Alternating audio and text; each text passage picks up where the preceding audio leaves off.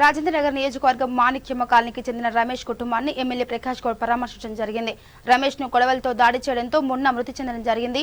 కుటుంబానికి పెద్ద దిక్కు మరణించడం ద్వారా ఆ కుటుంబం విషాదంలో ఉందని ఎమ్మెల్యే టి ప్రకాష్ గౌడ్ అన్నారు. ప్రభుత్వం తరఫున వారిని ఆదుకుంటామని కూడా హామీ ఇచ్చారు.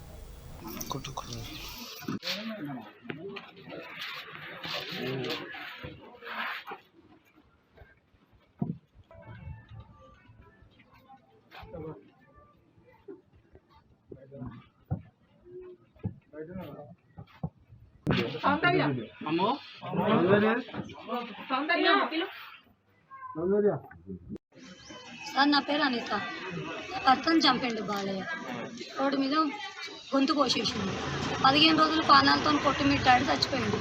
ఎన్ని పైసలు పెట్టినా, లక్షలు పెట్టినా, 10 లక్షలు పెట్టినా ప్రాణం దక్కలేదు.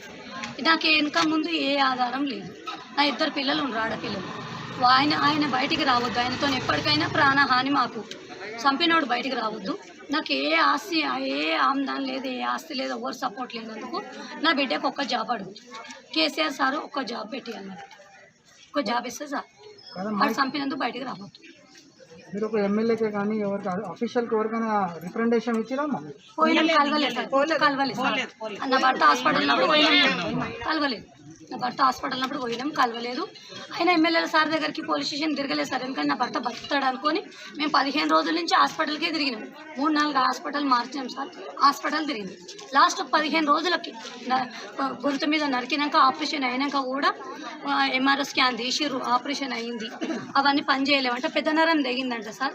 ఎన్ని మందులు పెట్టినా, ఎన్ని స్కానింగ్లు తీసినా, ఎన్ని హాస్పిటల్ తిరిగినా కానీ బతికించుకోలేకపోయినాం. ఏ డాక్టర్ నా భర్తను బతికేయలేకపోయింది. ఈ రోజు మీరు ఇక్కడ కూర్చోవడానికి ఈ రోజు కూర్చోవడానికి కారణం సార్, నా భర్తను చంపినోడు బయటికి రావద్దు. చాలా చేసిండు ఆయన, రావద్దు.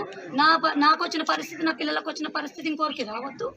నేను ఒక్కటి ఆశ పడుతున్నాను. ఎందుకంటే నాకు ఏమీ దిక్కు లేనందుకు నా బిడ్డకు ఒక జాబ్